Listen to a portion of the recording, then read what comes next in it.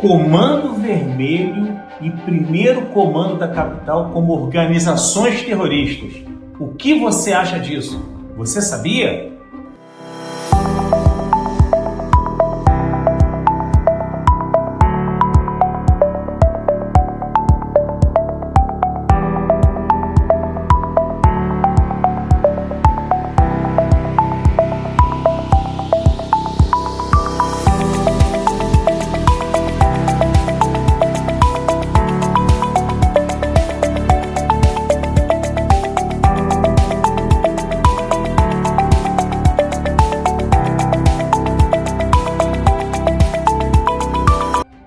Hoje, aqui no canal APT Zero Day, nós vamos falar exatamente sobre a controvérsia da classificação do Comando Vermelho e do Primeiro Comando da Capital como organizações terroristas pelos Estados Unidos da América. No que realmente isso vai impactar na sua vida? Imagine que situação estranha para o Brasil. Um carro explodindo em plena Avenida Atlântica de Copacabana, ou na Lúcio Costa, na Barra da Tijuca. Dentro dele, um traficante famoso e seus comparsas, perseguidos pela Interpol. Outra situação mais grave ainda seria a prisão de magistrados em plena capital da República, Brasília, a pedido de uma agência estrangeira de inteligência.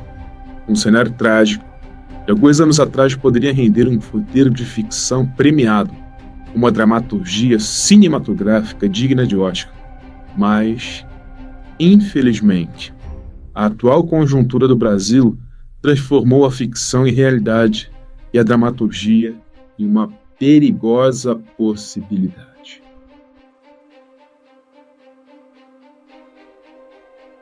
Isto não é um filme de ficção.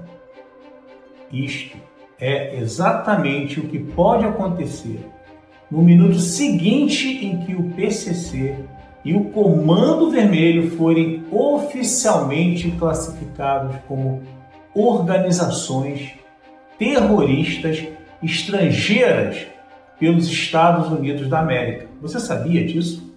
Pois é. Hoje, aqui no canal APT Zero Day, nós vamos dissecar o labirinto jurídico e as consequências brutais dessa possível mudança de status. Vamos falar de asfixia financeira e até mesmo de provável e possível intervenção militar. O que você acha? O Brasil estaria preparado para isso? Você acha que a nossa sociedade aceitaria isso com facilidade? Bom, a primeira grande pergunta é a mais óbvia. Por que essas organizações ainda não são consideradas aqui no Brasil como organizações terroristas, se algumas vezes se utilizam de táticas e técnicas terroristas? A resposta vem da nossa lei 13.260, a lei antiterrorismo. Segundo os documentos que nós analisamos, a nossa legislação exige uma motivação específica para que uma organização possa ser considerada terrorista.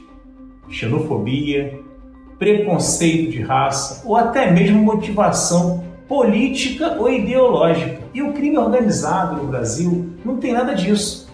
Ele visa um objetivo próprio, que é o lucro. É um negócio. A principal diferença entre a Lei de Organizações Criminosas, Lei 12.850/2013, e a Lei Antiterrorismo, Lei 13.260/2016, reside na motivação do grupo a ser considerado e no foco da segurança pública versus nacional. Enquanto a primeira é o marco para desmantelar estruturas voltadas ao lucro, a segunda exige motivações ideológicas ou discriminatórias específicas. Em relação ao foco da atuação estatal, podemos citar dois principais pilares, o pilar da segurança pública e o pilar da segurança nacional. Em relação à segurança pública, pode-se afirmar que a Lei de Organizações Criminosas é voltada para a segurança pública, permitindo que a Polícia Judiciária e o Ministério Público utilizem meios especiais de prova para atingir a estrutura interna dos grupos. Já em relação ao pilar da segurança nacional, a classificação do crime organizado como terrorismo deslocaria o foco de combate para a segurança nacional, figurando a situação como um perfeito exemplo de ameaça híbrida. Isso poderia justificar o emprego rotineiro das Forças Armadas e a adoção de medidas de exceção, o que é visto com cautela por especialistas devido aos riscos à soberania nacional e principalmente aos direitos humanos. Mas os Estados Unidos não estão nem um pouco preocupados com esta nuance aqui brasileira. Sob a doutrina da ameaça híbrida, os americanos estão mudando as regras do jogo. Eles usam o status de FTO, Foreign Terrorist Organization. A classificação como FTO permite o uso do que eles chamam de Estatuto do Apoio Material. E é aqui exatamente onde mora todo o perigo para o cidadão comum, para as empresas em geral.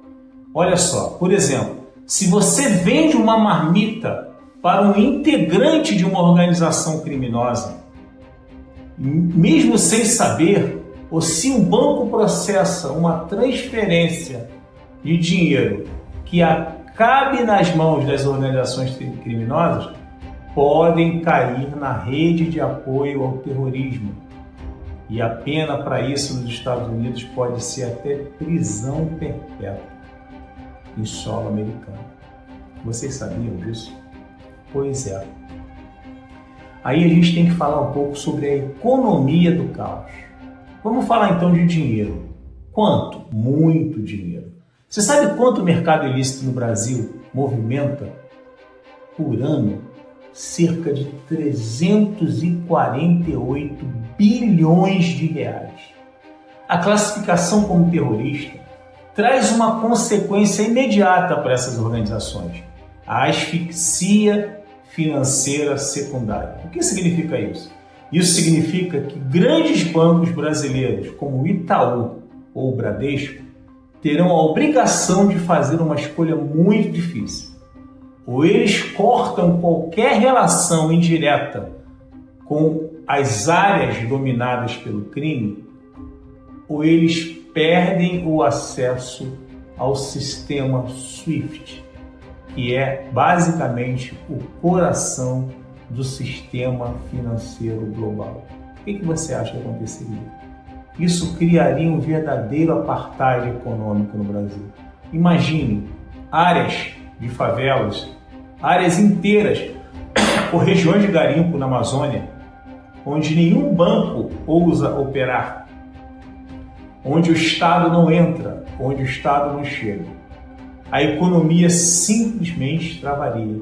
O fim do PIX em áreas de risco é uma possibilidade, segundo essa nova classificação. Imagina o caos que isso causaria para milhões de pessoas aqui no Brasil. Em relação à soberania, aqui entra o ponto mais crítico desta análise: a nossa soberania. A história recente nos mostra que o rótulo de terrorismo é geralmente preâmbulo para que os americanos façam ações unilaterais. Os Estados Unidos adotam a chamada doutrina da legítima defesa preventiva ou antecipada. Se Washington decidir que o PCC e o Comando Vermelho são ameaças à segurança nacional dos Estados Unidos da América, eles se avocam no direito de agir unilateralmente em qualquer lugar do mundo, incluindo o território brasileiro. Isso pode significar desde operações de drone para eliminação de alvos até o envio de forças especiais, como fizeram na Venezuela, sem pedir nenhuma licença para o Itamaraty. Além disso, existe uma grande pressão geopolítica, como apontado por estudos recentes. Essa classificação poderia ser usada para interferir no processo eleitoral e na política interna do Estado brasileiro. Um absurdo isso, não? Nossas agências de inteligência, como a ABIN e a Polícia Federal, nesse aspecto, passariam a ser vistas como meros clientes da CIA, ao invés de parceiros de trabalho, como sempre foram. O sigilo sobe para o Brasil, mas a autonomia do Brasil cai, e cai muito. Embora a classificação do primeiro comando da capital, da PCC, e do Comando Vermelho, CV, como organizações terroristas estrangeiras pelos Estados Unidos da América tenha gerado temores de uma intervenção armada, Especialistas e fontes divergem sobre a iminência de tal cenário, apontando-o mais como um instrumento de pressão política e violação de soberania do que como um prelúdio imediato de guerra. Para alguns pesquisadores, os pontos centrais sobre a possibilidade de intervenção estrangeira são especificamente dois: o precedente do uso da força na região da América Latina e a chamada doutrina unwilling or unable, que significa sem vontade ou incapaz. O receio de intervenção não é considerado infundado devido a ações recentes dos UPRCY na América Latina e no Caribe após a designação de cartéis como terroristas. Pode-se citar a Operação Southern Spear. Desde setembro de 2025, o governo do Síria realizou pelo menos 44 ataques a barcos no Caribe sob a alegação de transportarem drogas, resultando em mais de 150 mortes. Esses ataques seguiram a classificação do cartel mexicano de Los Soles como organização terrorista. Desta forma, o temor de uma ação cinética é bem fundando a ação cinética, pois a designação como FTO expõe os membros das facções à vigilância extrema e, em casos considerados extremos, à ação cinética militar dos LUA. Já em relação à doutrina unwilling or unable, pode-se afirmar que um dos principais mecanismos jurídicos que poderia justificar uma intervenção é a doutrina internacional de que se um Estado não tem vontade ou é incapaz de lidar com ameaças terroristas em seu território, o Estado ameaçado, neste caso Neluzianiwa, teria o direito de responder em legítima defesa dentro do território daquele país. Cabe ressaltar que o Brasil tem se oposto vocalmente a essa doutrina em fóruns internacionais, argumentando que ela não deve ser interpretada como prova de direito consuetudinário. Neste sentido, especialistas alertam que a tendência unilateral de rotular sindicatos criminosos como terroristas visa justamente criar uma base legal para o uso da força. Neste sentido, será que não existe nenhum lado positivo nessa história toda? Olha, vou falar a verdade. Alguns especialistas argumentam que sim. Por quê? Porque eles alegam que existe uma diferença fundamental entre um terrorista do Estado Islâmico e um líder de facção aqui no Brasil. O terrorista ideológico, como é chamado, o terrorista, não se importa em morrer. Na verdade, eles até buscam a bela morte. Já os líderes do crime organizado, esses adoram luxo, adoram ostentação, adoram aparecer. Eles querem mansões em Angra dos Reis, carros importados, motos importadas, contas no exterior em operações espúrias. Eles têm muito a perder nesse contexto. O medo de serem caçados, como Osama Bin Laden foi, ou de terem seus bens congelados no mundo todo, pode sim, para alguns, ser um grande fator de desincentivo, inclusive para políticos e juízes corruptos, que nós temos indício de membros do judiciário envolvidos com o crime organizado. O crime, a ameaça americana pode gerar, então, uma dissuasão que o Estado brasileiro não consegue produzir, para alguns estudiosos dessa temática. Dessa forma, a possível classificação do PCC e do Comando Vermelho como grupos terroristas é uma faca de dois gumes. Ela tem o poder de asfixiar o crime operacionalmente e financeiramente, mas o preço pode ser a perda da nossa própria autonomia nacional. O desafio é claro: o Brasil precisa fortalecer a sua própria inteligência e combater o crime com eficácia, antes que o mundo decida fazer isso por nós do jeito deles. E você? Fala para mim, o que você acha sobre o PCC e o Comando Vermelho como organizações terroristas? Comenta aí embaixo.